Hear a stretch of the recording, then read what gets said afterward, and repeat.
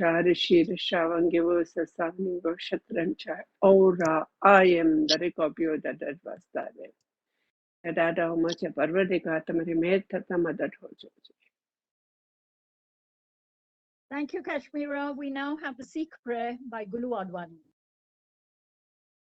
उनका सतनाम करता पुरख निर्भव निर्वैर अकाल मूरत अजोनी सैभं गुर प्रसाद जप आद सच जुगाद सच है भी सच नानक हो से भी सच सोचे सोच न होवई जे सोचे लखवार चुप चुप न होवई जे लाए रहा लिवतार भुखिया भुख न उतरी जे बन्ना पुरिया भार सहस्यारा पालक होवई त एक न चले नाल किव सचियारा हुई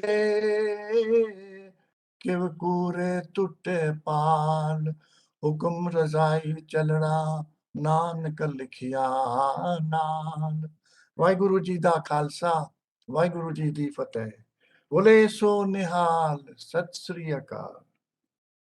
Thank you, Gulu. I now request Mr. Janaki Ram to kindly introduce our esteemed speaker. Good evening. I have the pleasure to introduce Radhi Parekh, who is the founder director of Artisan Center. She is a graduate in visual communications from NID, National Institute of Design. She returned to India in 2009 from a career spanning 2 decades when she served in 3 continents and several technology applications. She had designed and illustrated children's books at London, multimedia games in San Francisco, and created software solutions in Silicon Valley for Oracle, eBay, and PayPal. She has expanded their footprint to build truly global products. Artisan is a social enterprise she founded in 2011, where art, craft, and design converge in Kalagoda, Mumbai, and helps revitalize India's unique creative economics, which inspire a change in consumer consciousness, creating a marketplace that supports and sustains craft and design livelihoods. She also serves as a faculty at ISDI Mumbai, NID Ahmedabad, and IICD Jaipur. So we are really very, very eager to know more about her work. All the participants are keen, and it is one of the very essential ones, particularly in the time of pandemic, and we are all talking about what are the ways economy can be given a fillip. So I hand over to Sajini. Thank you so much, Mr. Janaki Ram. And now it's over to Radhi. Over to you, Radhi. Thank you so much. And I just love the way in which this presentation has begun with prayer. And it's really wonderful to be amongst you and a great honor to share the little bit that I've learned about the spirit of craft in India. I'm just going to begin to share the PowerPoint because I'm always anxious that is it going to work or not? We'll soon find out. Sharing my screen. Yes, it works. Yay, thank you. Wonderful. Wonderful. So Artisans began in 2011, and hearing about the work that I did in the digital sphere, at the same time I was really itching to do things with my own hands while I was working at those companies all day on computers. And I began to make jewelry, and I was fascinated by the history of beads and how they had been seen historically with so much power within jewelry as an amulet. And so that was while my day job was something else, that was sort of the passion that I pursued. And through that, really got to value craft as a form of art as well as design. So I come to this as both a practitioner, a maker, as well as someone who has been looking at the history of craft in India. Yeah. So this is, from probably pre or just post independence India, this lovely photograph of just how meditative craft can be, and how it's not only representative of the spirit of craft in India, but also it can help us to experience the deeper self. So I'd love to touch upon how we can make handmade a part of our life, particularly in the post-COVID world, where, as someone said, the economy really needs to be kick-started. And this is such an important part of our economy, but also how beautifully aligned craft in India is to the most contemporary concerns of our time. And you were talking about the change in the weather in Bangalore.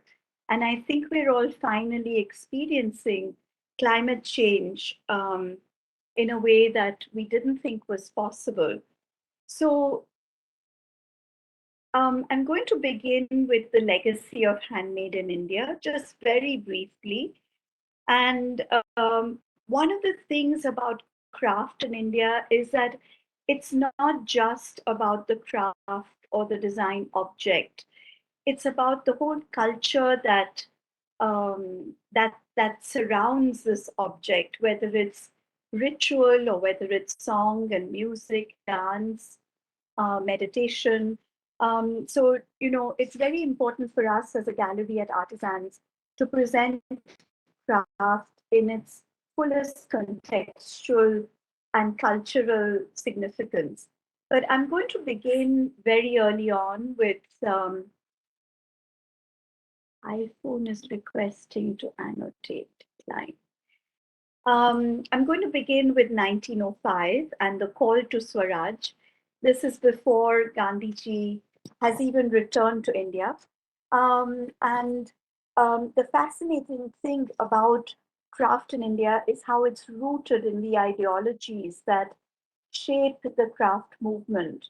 And it's really fascinating how it's not only rooted in the freedom struggle, but also in human rights, in social justice, in equity, the women's movement, the cooperative movement, and so many other ideologies that give craft a unique shape in India, and how we begin to influence the world through that. So, India became the first post colonial country to incorporate handloom and handicraft into our development plan. But the roots of it are really early. The call to Swaraj, as many of you know, came about with as a boycott of foreign goods in 1905, when the Indian National Congress in Calcutta declared, as a protest to the partition of Bengal, a call to Swadesh, or self-determination. And what came next was, Gandhiji in 2015 talking about Swadeshi and making um, that which is of our own country.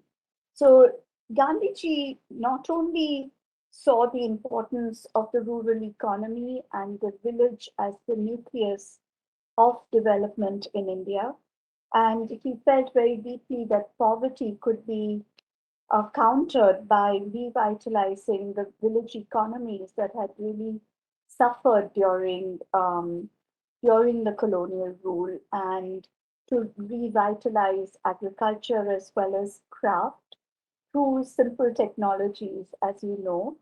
And he felt very strongly that India's reliance on imports was responsible. The economy was very much responsible for the political state of the country. So he envisaged that Swadeshi would become part of every single village in India, and through it, that the village would become self-supporting and self-contained, trading only, as he said, in commodities that it could not locally produce. The spinning wheel, as he says, represents to be the hope of the masses. And I'm going to skip a little bit, but we came to our independence through a long process of that was started with people like Ananda Kumar Swami talking about cultural nationalism, and as you saw, Tilak and his a call to Swaraj and self-determination, Gandhi's approach of making it into a mass movement, and the role of someone very important in the craft movement, and that is Kamla Devi Chattopadhyay. So Kamla Devi ji had, been part of the freedom struggle. She'd also been part of um, the um, the unionizing of not only the trade unions but also the the small scale workers in the villages. But in 1947, she gave up politics and she stepped down. And with independence, as you know, came partition. And she emerged as this leader who began to rehabilitate the women at the refugee camps from Pakistan. And this is a picture from one of the border camps. And she began to focus on the skills that the women particularly had brought with them as they became displaced. And she had come across the cooperative movement in her travels to Scandinavia, and she thought this was a great opportunity to rebuild this community through them re sort of creating products for sale through the skills that they came with. And so in 1952, it's a very interesting fact that I came across that the refugee handicraft shop started in Connaught Place, and this became the cottage industries, the Central Cottage Industries enterprise that we all knew as the cottage until very recently. And it was a much loved government shop that I remember for the first time as a child seeing under one roof all kinds of handmade things. And India, as I shared, became the first post colonial economy to incorporate handicraft into our 5-year plan and to bring craft culture to global attention. So, our crafts councils, such as the one you have in Karnataka, all those crafts councils really are part of a World Crafts Council that Kamla Devi ji founded.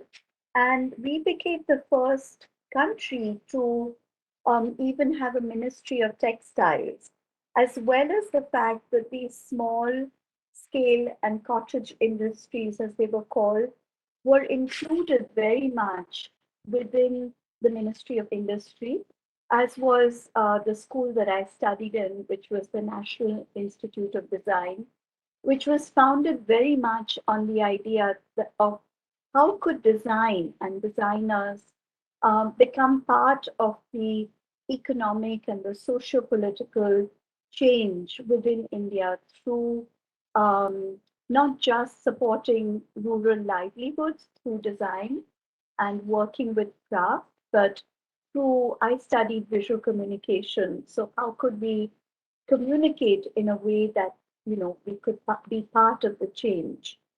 Um, and now I'm going to fast forward, and forgive me if it's going to be a little simplistic, the second half of the presentation, but I thought it would be good for all of us to know how we could make handmade our future. Um, at the very beginning of the lockdown in 2020, a very important person called Lee Ericott, who heads a New York and Amsterdam based um, influential company that is called Trend Union. And this company, strangely enough, forecasts trends for the fashion and the interior design companies all around the world. And she was the one who kind of echoed this, that, you know, our future is really handmade. And can we create an economy of hope which can counter the economy, um, what is it called? Um, the World Economic Forum that meets every year in Switzerland. Can we instead have a new economic forum, which would be a World Hope Forum? And for those who are interested in tapping into this, I'd be very happy to share the link. So, when we talk about the future being handmade, one of the very interesting changes and one of the most important debates in our world economic and political history came about in 2015 when the Secretary General of the UN basically declared the global, the global, um, the new global development goals for the century. And he talked about a sustainable development agenda which would promise to leave no one behind, particularly women. And he talked about sustainable development must be enabled by the integration of economic growth, social justice, and environmental stewardship.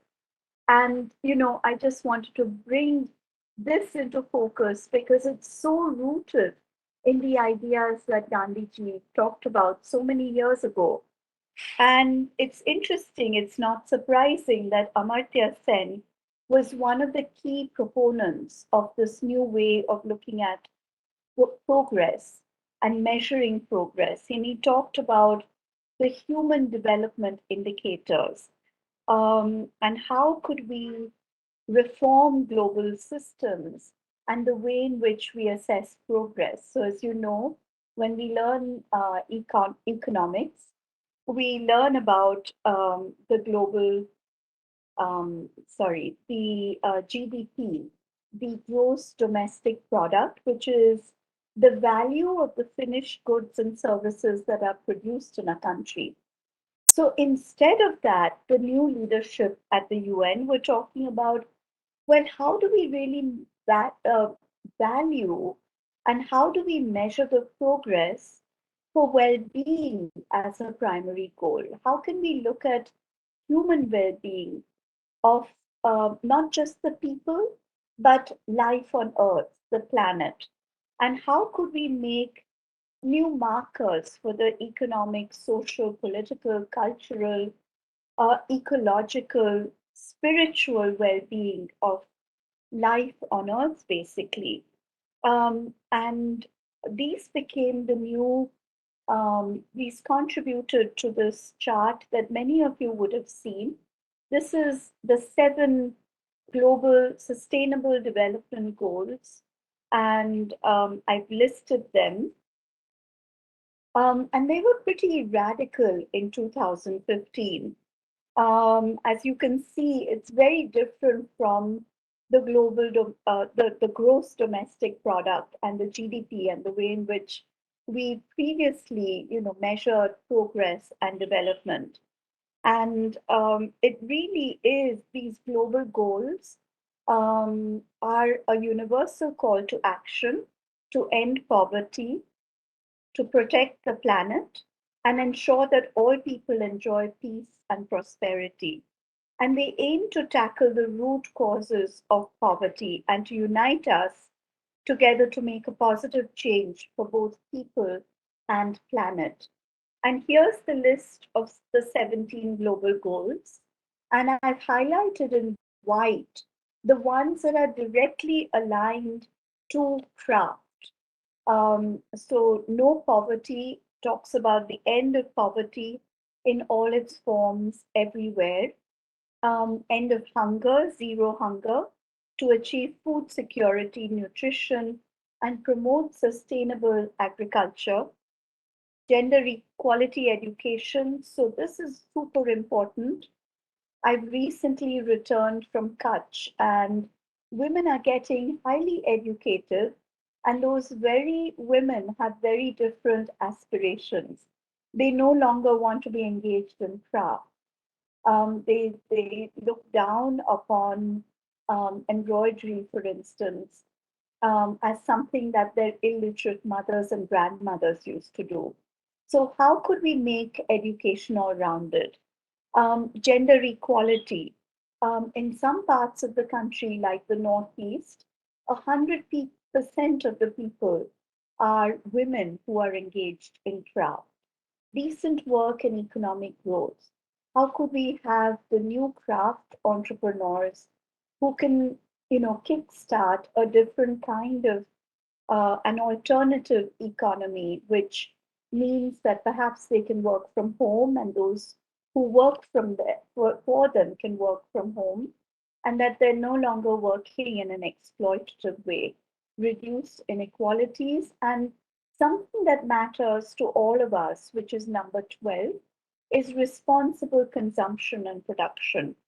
So I'm going to go into these in a little bit of detail. This image was taken when the women, these are Harijan women who are extremely talented with the needle and thread. And in times of famine and even during the pandemic, the embroideries for them become portable wealth. And they're able to earn a living or supplement their income from what they do. Gender equality. So even if the women may not be the main um, person who is working in the craft, such as this woman whose son is a weaver, she's still spinning the yarn, and the whole family is a part of the production. Here, this is Pavi Ben Rabadi, whose work many of you may have seen in Bangalore. She really became the first woman artisan, designer, entrepreneur in Gujarat.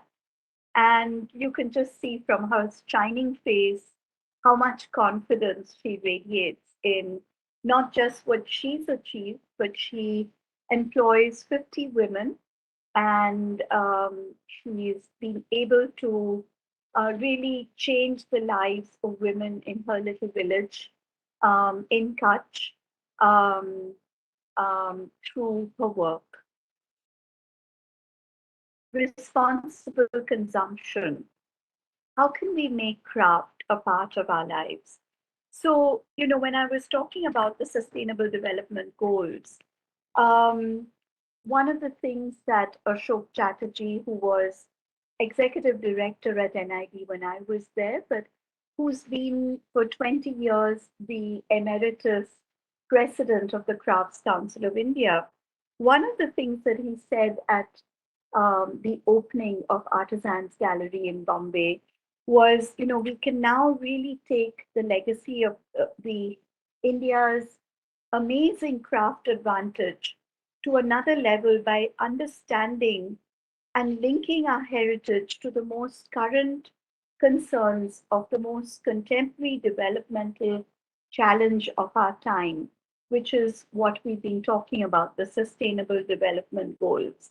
And that at last we have the opportunity to demonstrate why the legacy of Gandhi, Kamla Devi, Upul Jaikar, who started the Festivals of India, which again was a great cycle of renewal in crafts in India, and so many other stalwarts of the Indian craft movement. Um, how can we take this not just as a proud past, but as something that is incredibly relevant to our future. India has the largest concentration of craft in the world, and it's not surprising, but it has the most diverse concentration of craft in the world. So I wanted to address the next thing about what we can do to have this little girl in the picture feel really proud to take on the embroidery that her mother is doing. And as I said, time and again, there were three people. There was one from this community, which is the Meghwal community.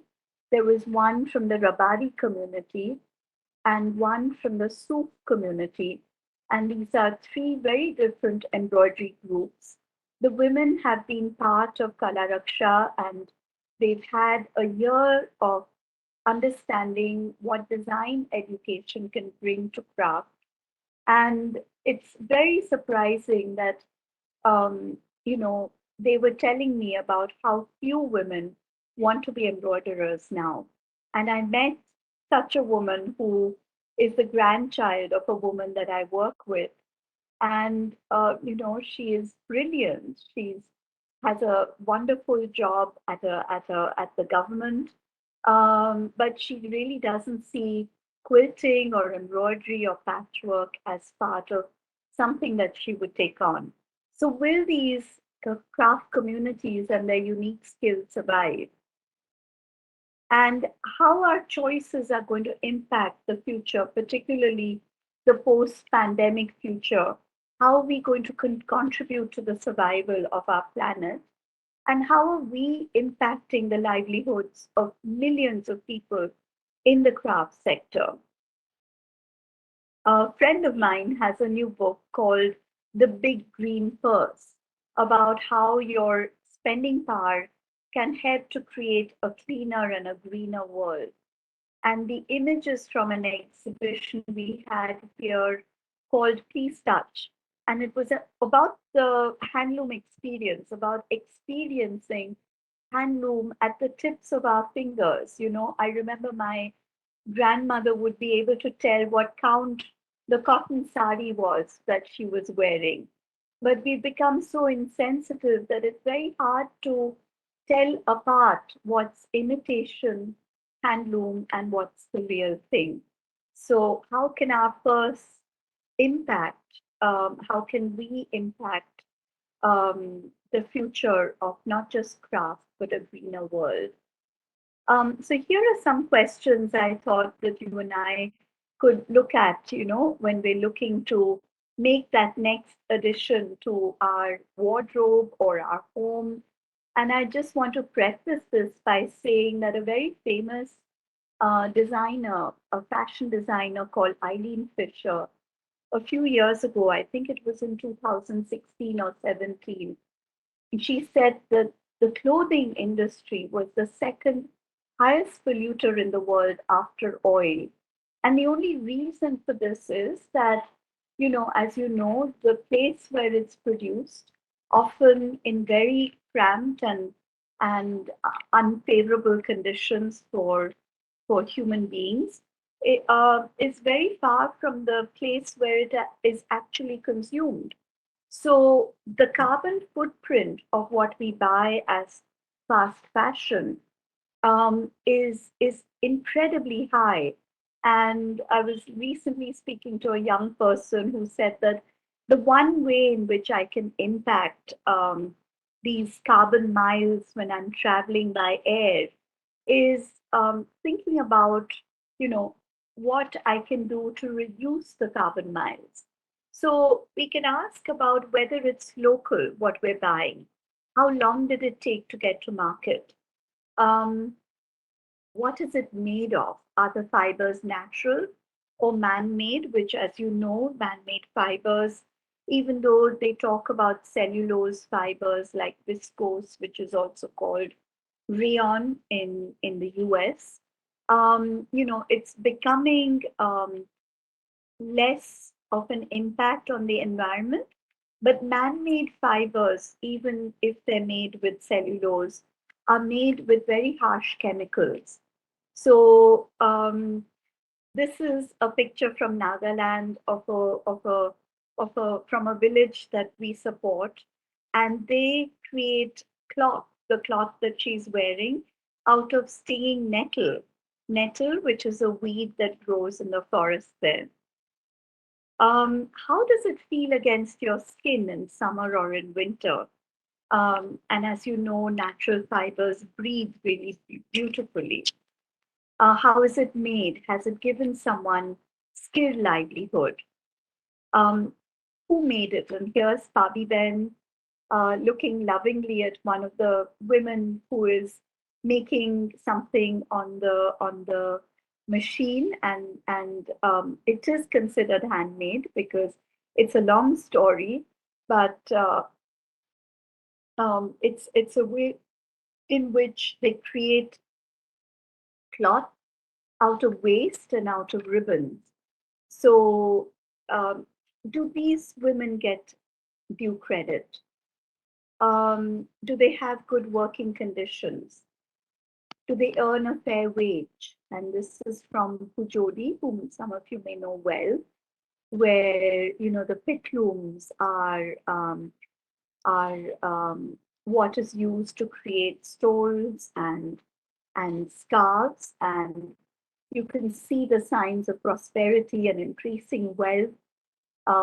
There's building everywhere in Kutch through the rise in the economy of the craft economy. But certainly, there are also equally some worrying trends.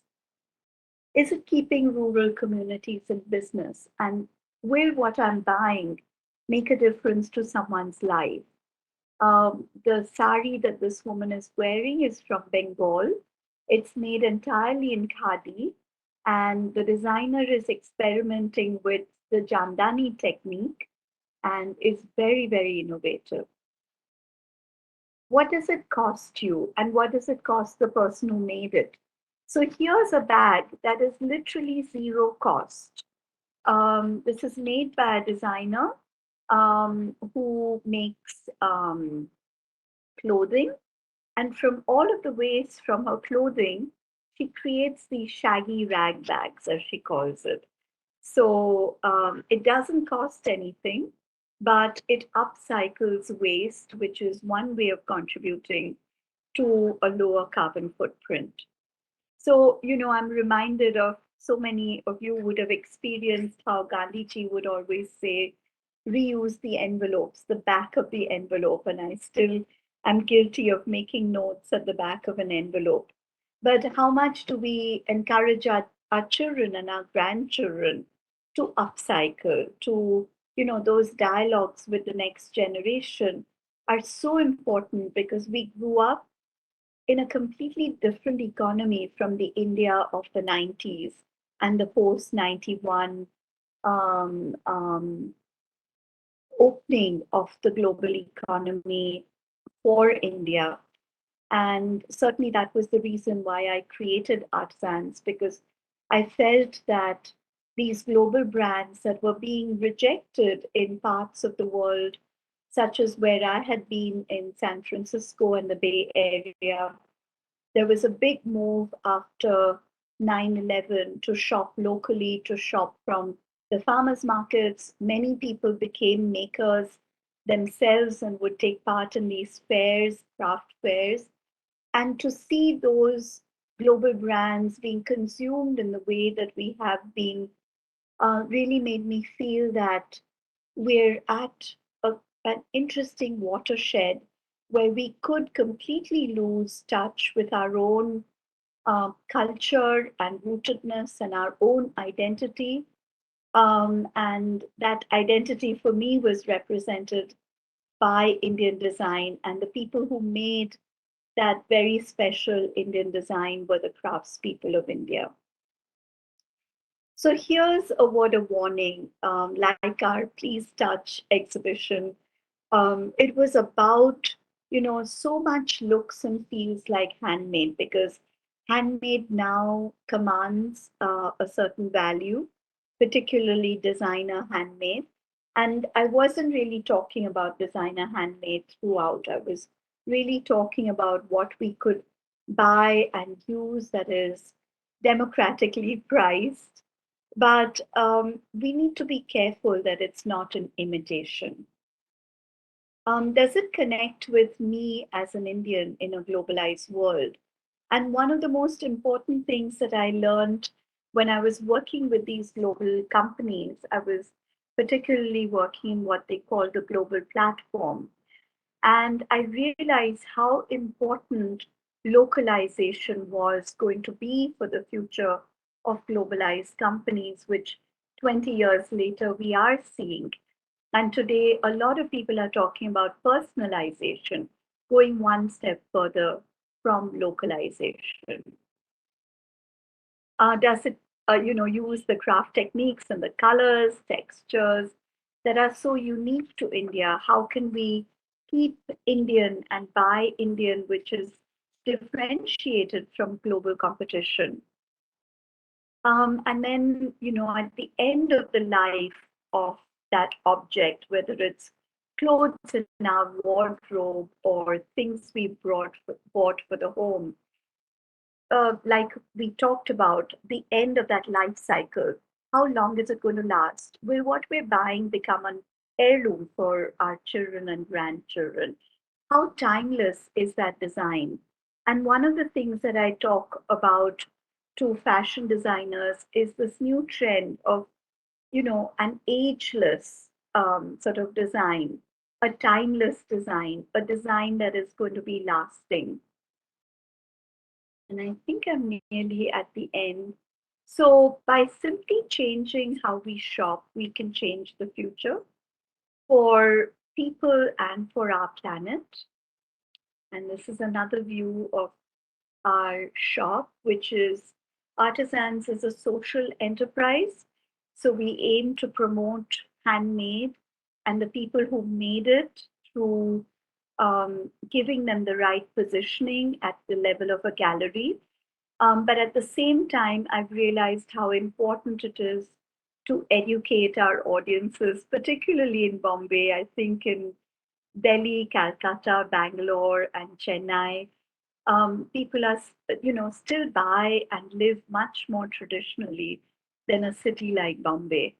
Um, and this is an interesting statistic from quite a few years ago, about 5 years ago, that the global market for handicrafts is enormous and India's share in it is as small as 2%. And I don't think it's changed very much since 2018. So here's another view of Please Touch, the handloom experience, which was about the farm to fiber to fabric to fashion experience. Where do things come from? But I wanted to end with this, which is something I believe in very much, and I thought it would align very much with the School of Ancient Wisdom, even though it's been a quote from an intellectual of the 1950s and 60s. And he says, do, and in doing, become. So this especially is so true of making and of crafting. And those of you who have had the experience, like so many of us had during the pandemic, of turning to cooking and to baking. I mean, I think everyone was sharing banana bread recipes and making things instead of just consuming them, and making things not just from things that you fancy things that we buy in a shop, but really from materials that we find in our home, from local materials, from waste, and using the simple skills that we've learned of sewing and knitting and crochet and becoming, as Gandhi said, much more self reliant. I mean, of course, the pandemic forced it upon ourselves, but it was a great reminder of what our lives could be, how the pace of our lives could be different. And there's a lot of research that's being done in in the experience of making and crafting that some of you may know about Zen tangling.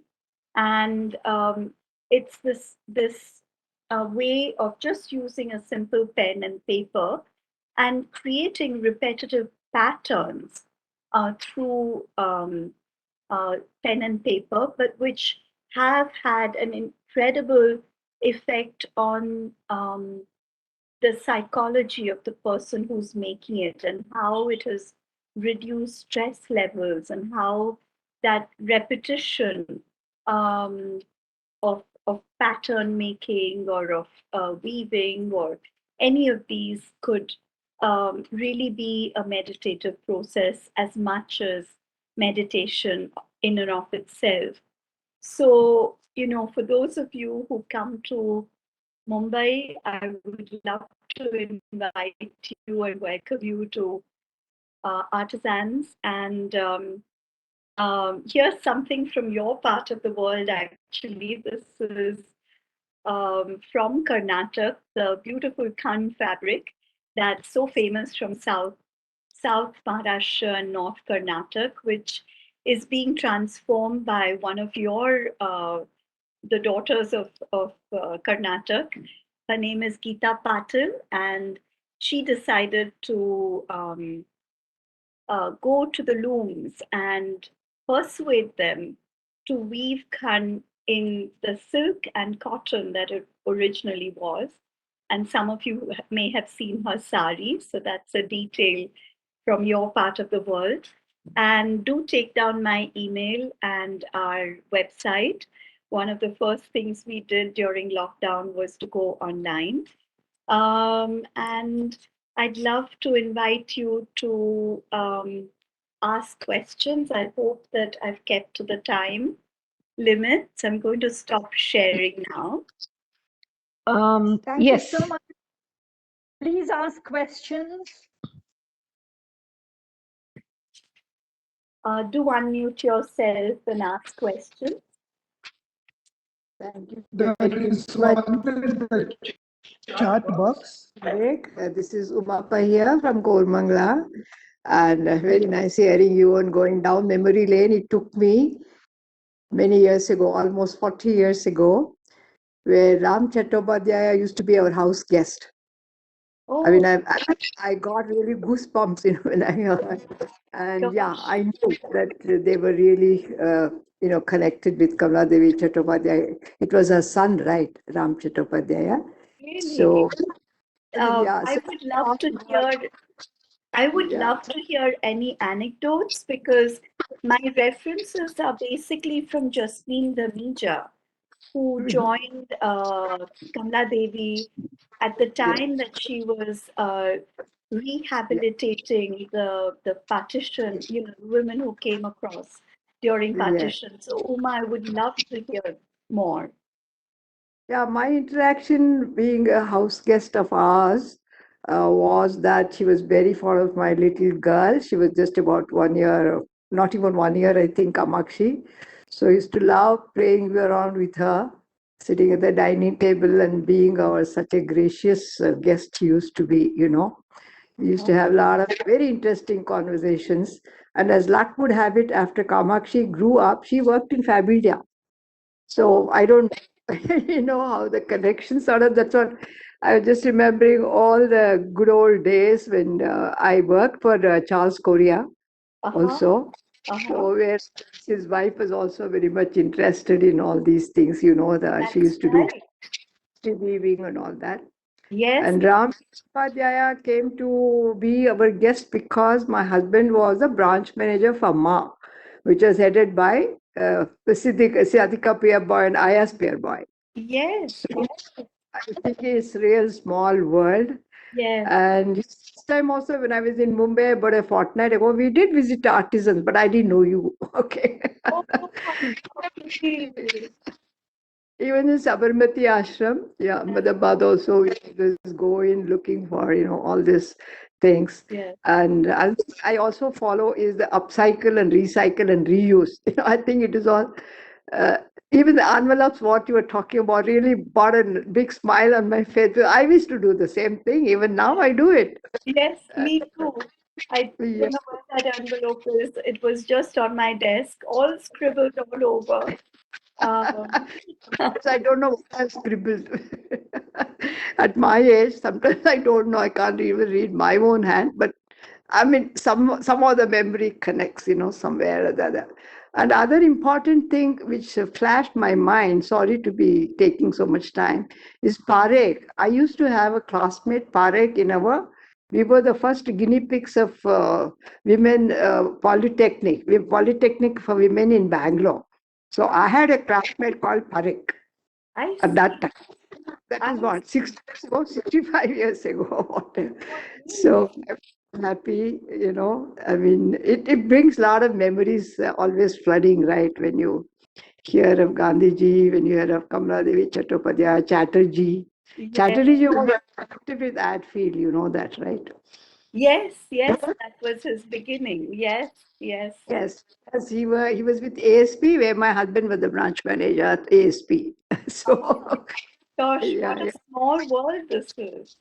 Yeah. So that's why I sort of felt a special connect to you, and I took the opportunity to say a few words. Thank you very much, Sajni. Thank you for your time, Radhi. It was excellent. And I forwarded to a lot of my old school friends who are like 60, 65 old friends who are still now all the patchwork, tatting.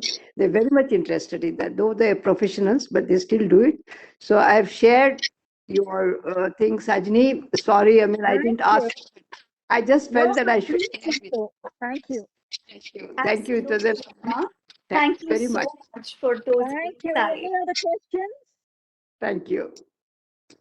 Any other questions? There is one in the chat box.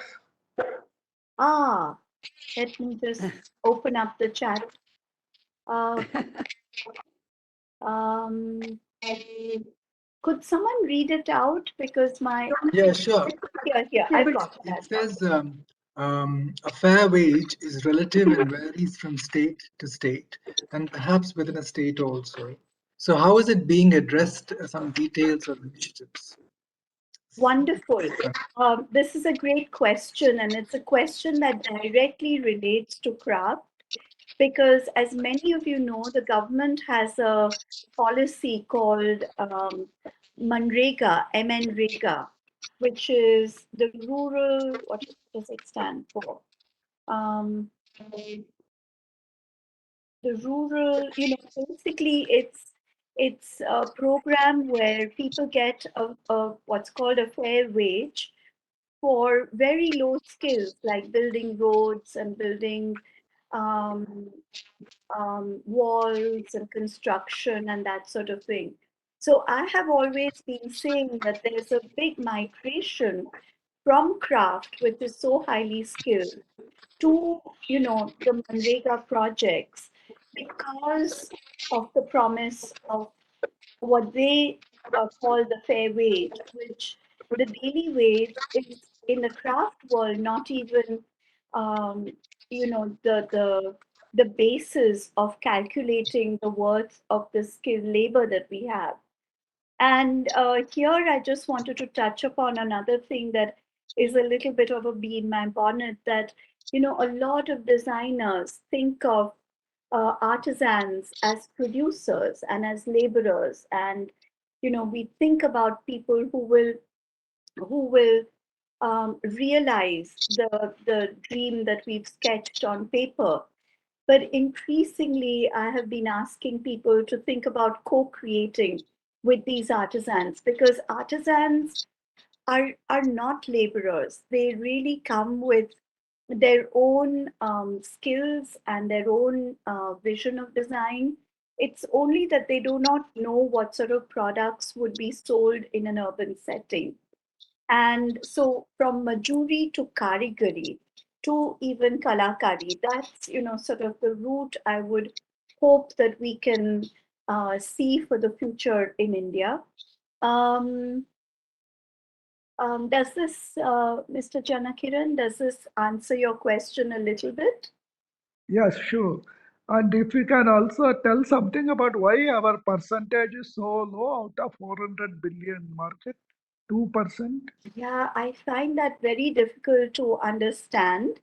Um, some of it is to do perhaps that you know export is very well documented because of the foreign exchange that it brings in. And this is a point that Ashok Chatterjee made a few years ago when he said that in our census, we need to capture just how many people are engaged in craft because we only know how much foreign exchange craft or handmade brings in our export, but we don't really know exactly how much is produced in India and what the worth of that is.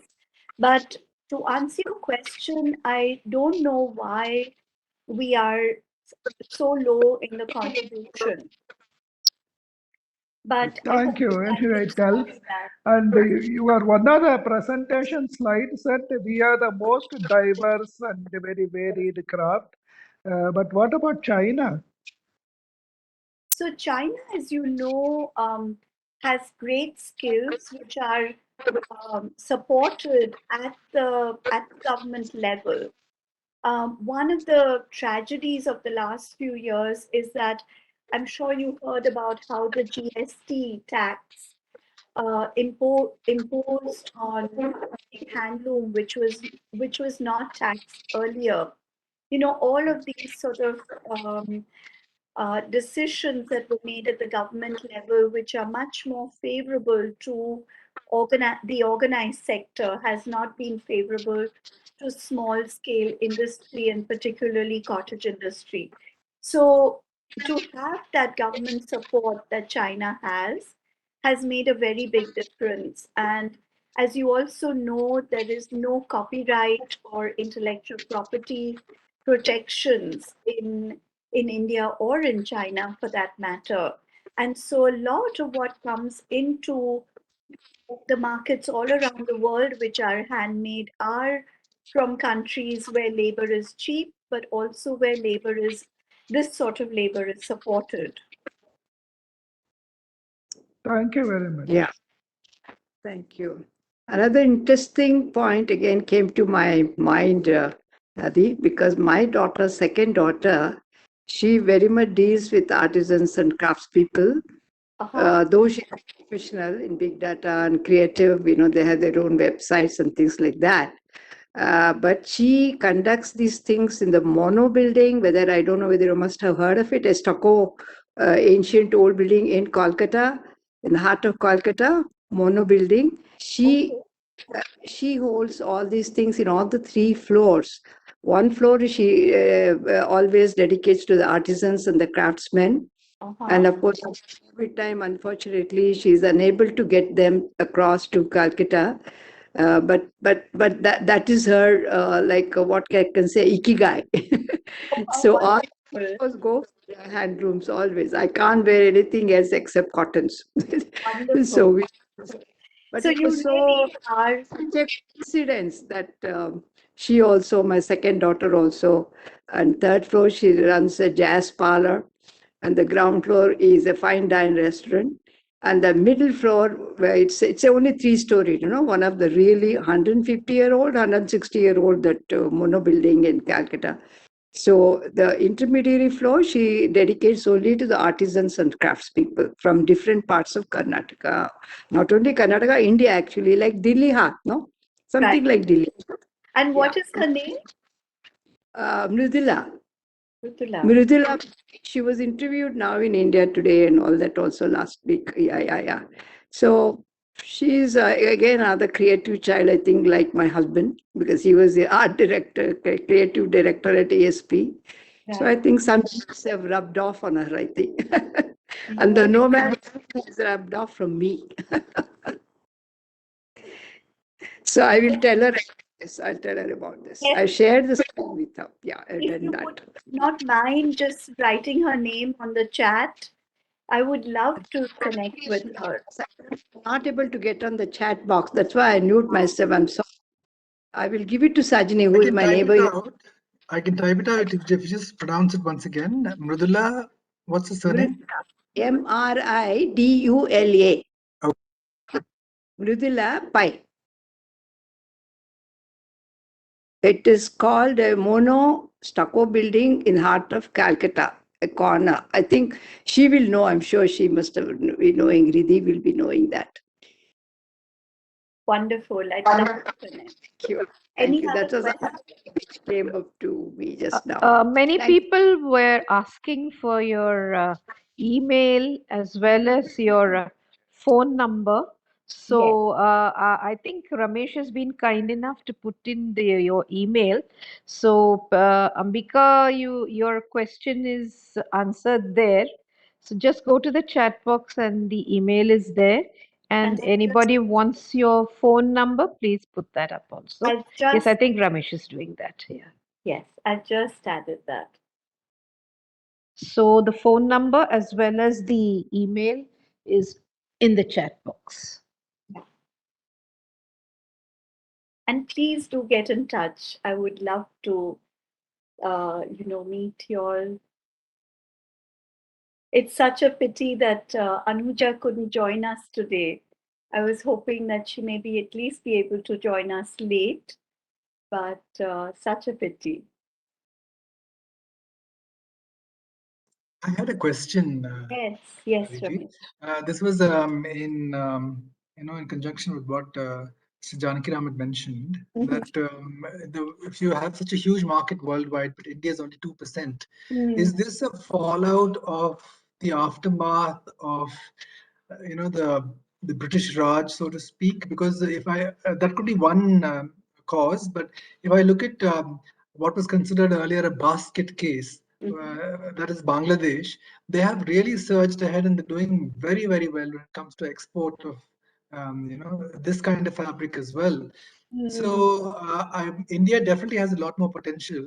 Probably a slightly different approach and encouragement could do the trick. What would Yes. you say to that? Yes, absolutely. Of course, we lost so much of particularly handloom, as you know, all over India to mill-made and foreign goods, and of course, that's history. But I also feel that um, so one of the things that I often think about is, how much can craft scale, right? And how much should craft scale, handmade? One of the ways it can scale is, for instance, at IKEA, you see 10,000 of the same sort of product, whether it's baskets or plates or whatever. And in that, you know that the craftsperson or the factory where it's been made has followed very much a sort of industrial model. Someone who's good at making the handles will have made those handles. Someone who's good at making bases, and that's how you get the number. But I am increasingly concerned about mass production to that extent, because then there's very little differentiating the handmade from the mass made. It can easily be reproduced as you know, Harloom has pretty much taken over. And I was recently talking to someone about Karnataka silks and Kanchivaram, and all of you know that it's very hard to differentiate a handloom from a parloom sari. And yes, the other question is, why should craftspeople go through the drudgery of primitive technologies? So these are all questions rather than answers, Ramesh, to reflect upon, when we're talking about it. But in my work, I certainly have seen the need to celebrate the handmade, to celebrate the difference between one thing made by, someone, and someone next to her making that same thing, but there'll be a little bit of difference. I feel that as consumers, we need to celebrate that. And, I'm told by many groups that, when they work with certain export countries to export to, rather, very little deviation is tolerated. Even the deviation of a stub in handloom and hand spun in Japan would be taken as something that would be rejected for an export house. So I think, but whereas that statistic, and I don't know enough about the background of that statistic, it certainly was something that gave me a little bit of a shock.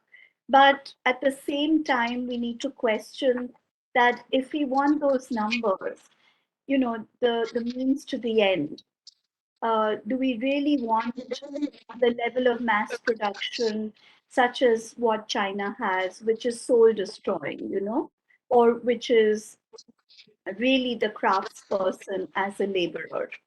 And these are some of the philosophical questions I would ask. Thank you. I would think from what you said, a combination, I mean, it is important for us to retain and support these communities, because it is what you mentioned as the Zen tangles. I'll be getting to that later. But there is a therapeutic impact, in keeping these communities alive for the overall diversity that India stands for. And one of the good ways probably to do it is to keep these kind of very custom made crafts at a very high end level, and then percolate their skills where you can handshake between the mass produced and the highly customized craftsman, um, where that area will bring about the advantages of handloom and maybe power loom in a very customizable design which can be replicated, and keeping their skills to a very high end niche level, so that they're taken care of, the craft is maintained, it's continued, and the appetite for this is also increased in the mass market. Yes, Ramesh, that's one way of looking at it. And Sabyasachi was our neighbor for many years, that he was downstairs just below artisans. And I saw exactly that happen, as he himself says, that his own business is just the tip of the iceberg. But the people who copy his work all over India is a huge industry. But the tragedy of that is that it is copied not through handmade. It is copied through machine, through digitizing, through quick means of reproduction, to the extent that you see uh, his design in the shop one day, and the next day the local guy who sells trims and ribbons and borders, will have it on his shelf as a copy. So what is happening is that it does create the demand, and the demand is for a lower price version of that, which is fair enough. But I feel that in a country like India, I wonder, and again, I'm not an economist, but I wonder whether we can have the kind of mass movement that Khadi once had. Where it was democratic, where khadi was not as expensive as so many hundreds of rupees per meter as it is today, where there was this mass movement and many more artisans and communities making, rather than which, if we had the demand today, Yes.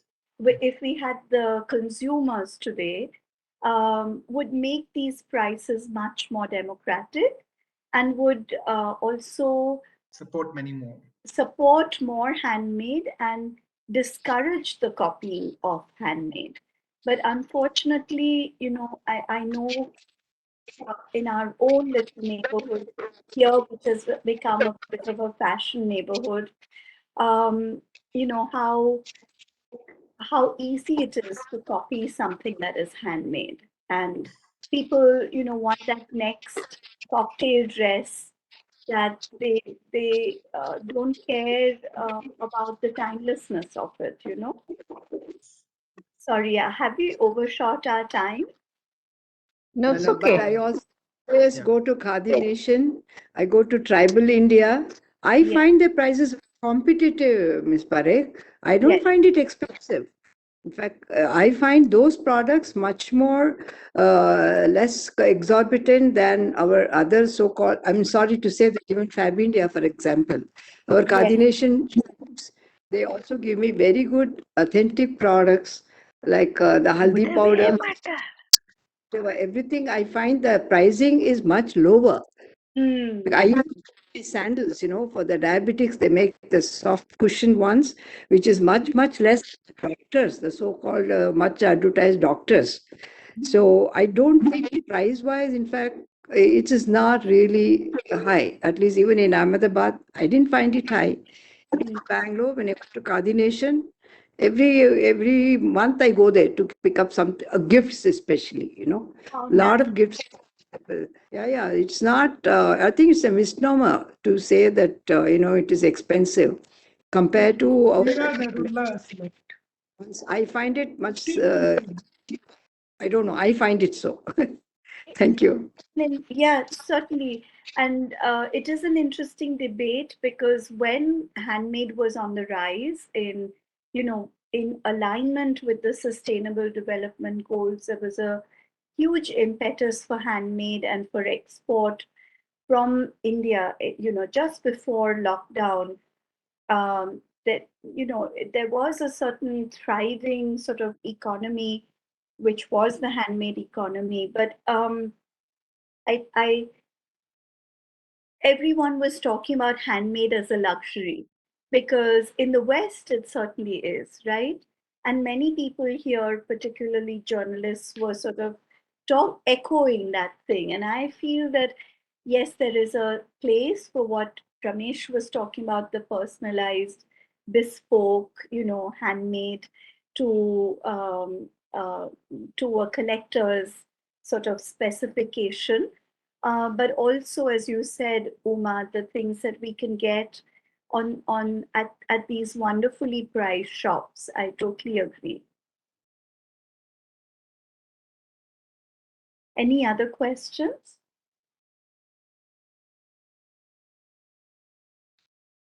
Thanks again. Thanks I a think lot. that, yes, I Thank you. think we have just completed all the questions in the chat as well. Yeah, Ramesh, can you conclude the program with your vote of thanks and the prayer for wellness?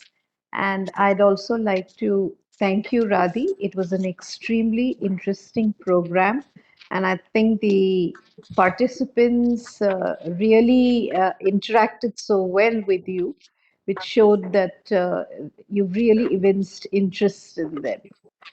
Thank you. Right, yeah. Thank you for So having thank you, participants, also. And also, I want to thank the back office support from Swati, who's doing an Yes. excellent job. And Aniket, who isn't And here. Aniket also, yeah. But Very today, I think Swati is on, so that's I personally yeah. thanked her. Yes, so now over to you, Ramesh. And I'm hoping that soon, once the school opens, we'll have you over when you're here in Bangalore to perhaps do a one-day program, right? That Yeah. would be an Oh, honor. Would yeah. be an honor. Thank you. Wonderful. So, Bring Ramesh? some crafts, some artisans, some products also. So I let you into a secret. Some people from Bangalore have been saying I need to bring artisans in some way to Bangalore. And I was very surprised because you have so many wonderful offerings in Bangalore, but we hope to make it happen. And I certainly will let you know. Thank you. With that. Thank you. Right. So thank you. Yes. Well, Radhi ji, thank you so much for your very interesting sharing today. You took us down memory lane. Those lovely pictures really kind of took us to another age. And as you mentioned, craft in India has been, it is, of course, as we all know, I mean, being a country full of the world's most diverse group of people, it is the most diverse as well here too. It's reflected here. And whatever you spoke about Zentangles, that's something that we have had the good fortune of being exposed to as a community here at the School of Ancient Wisdom. And we did find it very interesting and therapeutic.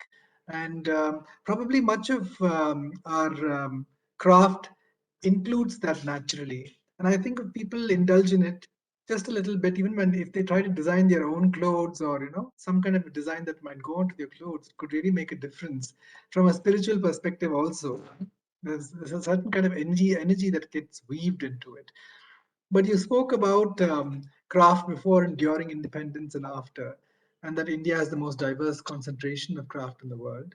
We also heard about the clothing industry being the second most polluting industry in the world after oil. This is something that I kind of became present to this time, and that the carbon footprint is very high. And one of the good ways to reduce it is to source locally, reduce the length to market, reduce man-made fibers, which is still made with very harsh chemicals, and natural fibers in the making process is more community friendly.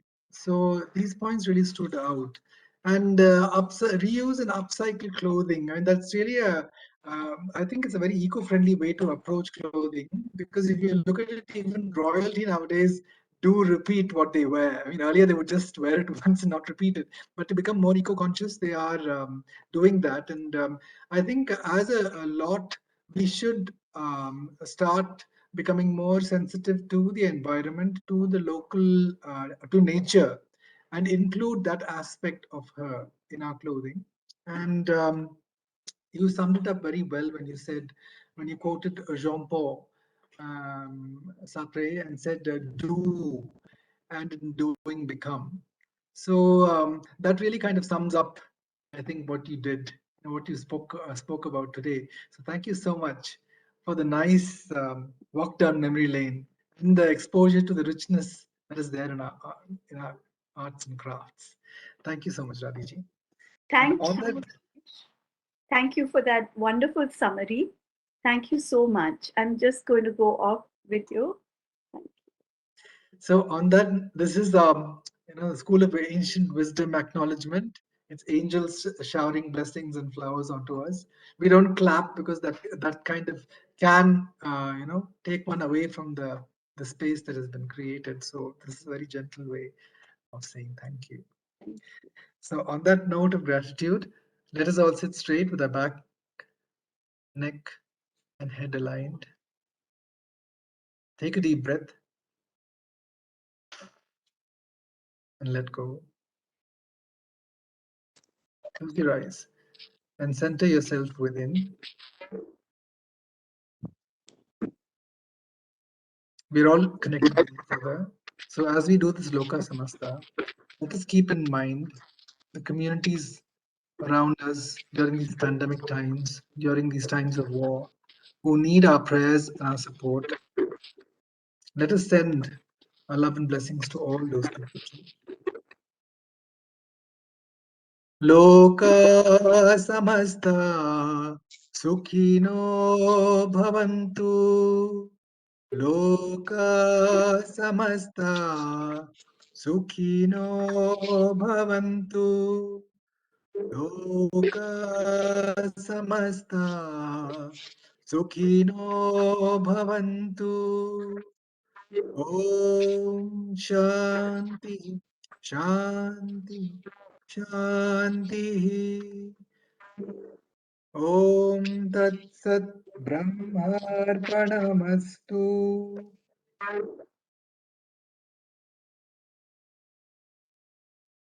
Thank you, everyone. Good night. Thank you, Ramesh. Thank you, participants, once again. Please do join next Thursday also. There will be a program at 6:30. All details will be put up on the WhatsApp. I think Swati has been very sweet.